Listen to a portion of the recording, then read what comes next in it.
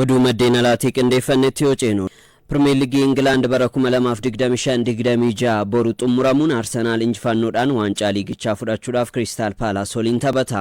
Tottenham fi West Ham United liigicha keessa turuudhaaf morkattoota isaanii waliin ijibbaata falmatu. Liverpool hirmaannaa Champions League Awurooppaa mirkaneeffachuudhaaf Brentford simataa Abbabaa Alamaayyoo.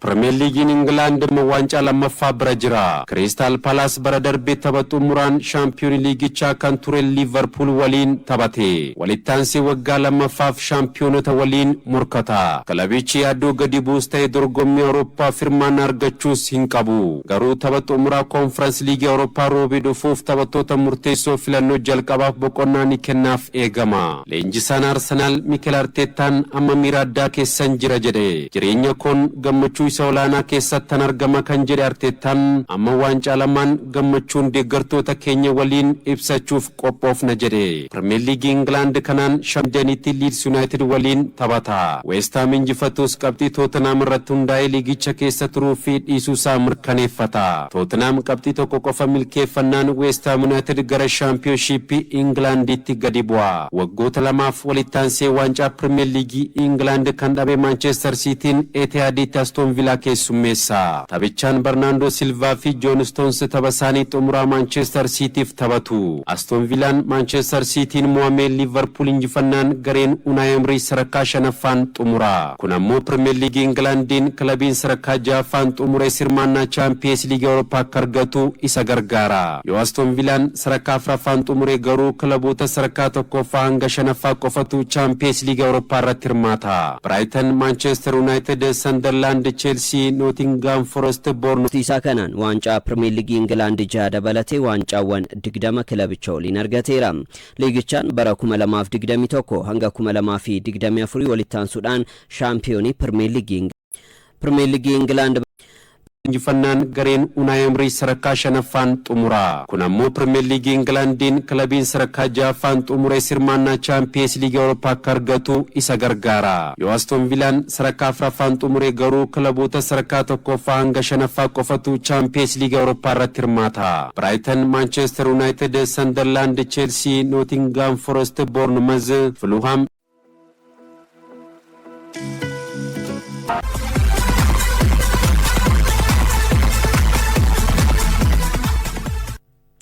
Pep Guardiolaan leenjisaa kilaba Manchester City jijjiiree qofa osoo hin taane kubbaa miilaa addunyaa irratti dhiibbaa nama uumedha jedhame. Guardiolaan kilabicha gadhiisuus isa kanaan waancaa Premier League England dabalatee waancawwan 20 kilabicha waliin argateera. Liigichaan bara 2021 hanga 2024 walittaansuudhaan shaampiyoonii Premier League England ta'eera. Bara 2023 kilabichi seenaa isaatiin yeroo jalqabaatiif shaampiyoonii Champions League Awurooppaa akka ta'us gargaareera. Seenaa kilaba Manchester Citytiin leenjisaa waancaa hedduu fudhate ta'uudhaan kilabichatti nagaa dhaammateera. Tapha boru Manchester Cityn Aston Villa waliin taphatu irratti gaggeessaan ni taasifamaa fi leenjisaan duraanii Chelsea Enzo Maresca immoo bakka Pep Guardiola bu'uudhaan kilabicha ni leenjisa jedhame. Guardiolaan ambaasaadara City Fit Football Group ta'uudhaan ni hojjeta jedhameera. Dhuma walqabatuun Pep Guardiolaadhaaf Zidane akka dhaabbatu kilabichi beeksisee jira. Staadiyeemii Etihad haaromsa irra jiru gara kaabaatiin immoo The Pep Guardiola Stand jedhamuudhaan akka moggaafamus ibsameera.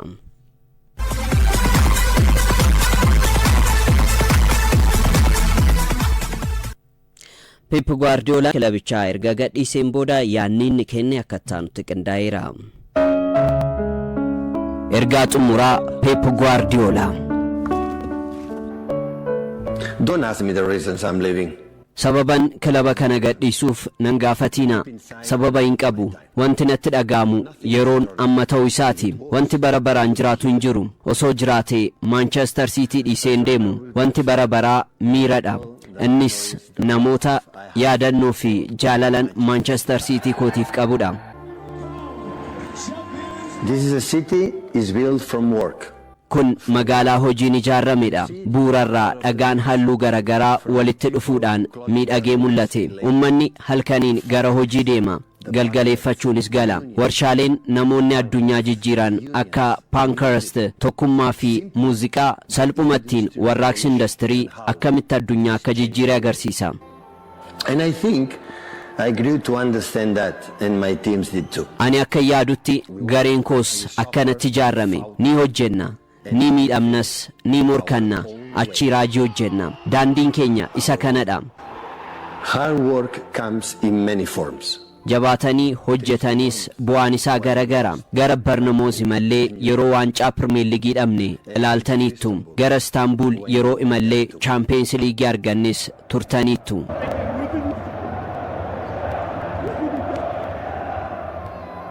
Remember the Manchester Arena attack.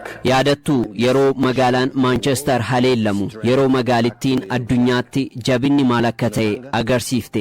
Aarii fi sodaan hin turre, jaalala malee walooma uummataa fi magaalaa tokkummaa ta'uun arge. Remember losing my mom during COVID. Vaayirasii koronaan harmee koo yeroon dhabe na yaadadha. Kilabiin kun na kunuunsaa ture. Deeggartoonni fi miseensonni garee kanaa ummanni Manchester yeroon isin barbaade jabina naaf kennitani. Haati warraa koo Kristiinaa, ijoollee koo fi maatiin koo yeroo hundaa na waliin turtani. Hojii gaggeessaan kilabichaa Kaaldoom Almubaarak, atis na waliin turte. Players, don't forget every single instant. Taphattoonni wantootaa fi taatee hunda hin dagatina. Ani garee leenjistootaa kilabiin kun wanti hundi nuti hojjenne maqaa hunda keessanii fi isin adda turtani. Amma beekuu dhabuu dandeessu, garuu ashaaraa lafa keessaniittu. You don't know it yet, but you are leaving a legacy. So as many time comes to an end, be happy. Kanaaf akkuma yeroon dhufee darbu gammadaa ta'a. Baandiin muuziqaa beekamaa Ingilaand badee ture Oasis deebi'eera. Warri anatti amantan galatooma. Waan na jaalattanii fi na bira dhaabbattaniifis galatooma. Tooni Walsh walaloo isaan kuni bakka sirriidha jedhe. Tooni dhiifama naaf godhi, kuni bakka koodha. Hunda keessan isinin jaaladha. I'm sorry, Tony. This is my place. Love you all.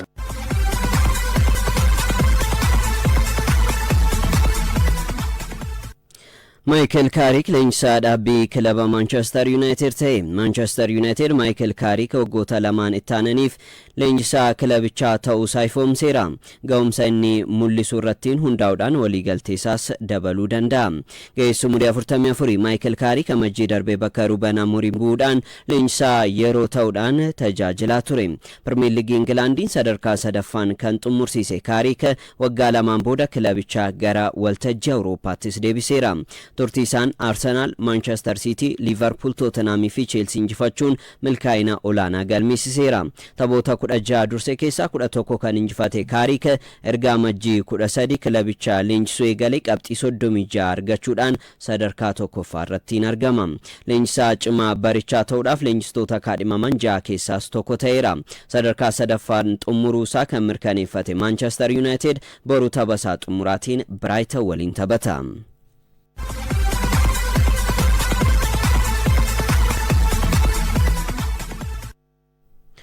Oduu keenya xumuraatiin Real Madrid leenjisaa kilabichaa Arbeolaa waliin gargar akka ba'u beeksise. Leenjisaa Real Madrid Alvaro Arbeolaan xumuraa bara kana kilabichaan gargar baha jedhame. Jose Mourinhoon immoo leenjisaa kilabichaa ta'uudhaaf eegama. Ga'eessi umurii 43 Arbeolaan garee baa kilabichaa leenjisaa osoo jiru bakka Xavi Alonso bu'uudhaan kilabichaa leenjisuus waancaa tokko malee baricha xumure. Real Madrid barana La Ligaadhaan Barcelonaadhaan caalamuudhaan sadarkaa lammaffaadhaan xumuruunsaa ni yaadatama. David Alabaan immoo xumura bara kana Real Madrid akka gadhiisu beeksiseera. Taphataan sarara ittisaa lammii Oostiriyaa David Alabaan turtii waggaa 5 booda Real Madridin gadhiisuu fi taphataan umurii 33 Alabaan waggaa 5 dura Bayern Munich irraa Los Blancositti makamuun isaanii yaadatama. Ta'us miidhamni irra deddeebiidhaan isa mudate ga'umsa ol fakkaataadhaan akka ittiin fufne isa danqeera. David Alabaan taphoota 131 kilabichaaf taphateen waancaa Champions League tokkoo fi La Ligaa yeroo 2 argate dabalata. Waancaa 11 warra Los Blancos waliin milkeeffateera.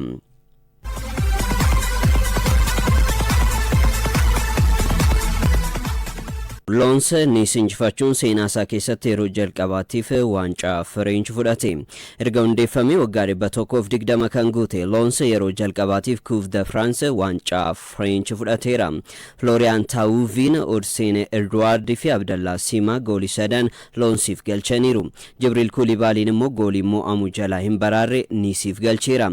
Lons erga bara 1999 waancaa argateen booda waancaa maqaa qabu yeroo jalqabaatiif argate. Liigii Fransiin barana Paris Saint-Germain qabxii 6 caalamuudhaan sadarkaa lammaffaan kan xumure Lons kilaba yeroo 4 waancaa liigii biyyattii fudhateedha. Ta'us bara 1997 yeroo xumuraatiif waancaa liigii France erga fudhatee waancaa malee kilaba tureedha. Kilabichi dhaabbata Ineos kan abbaa qabeenyaa Manchester United Sir Jim Ratcliffe'n hoogganama.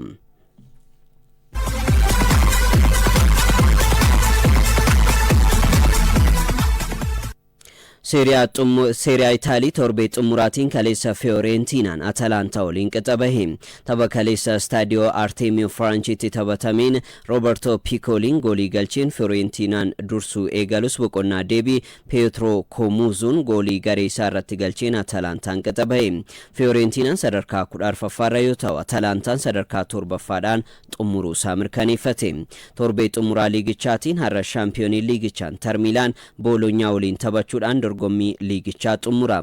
Carraa hirmaannaan dorgommii Awurooppaa kan jalaa dhumate Lazioon immoo Champions League Awurooppaa fi morkiin taasifamu immoo AC Milaan fi Roomaan sadarkaa 3ffaa fi 4ffaarra jiraatanis qabxii 2 qofa kan isaan caalaman Como fi Juventus hanga 4ffaatti carraa xumuruu qabaachuudhaan morkiin isaan taasisan eegama.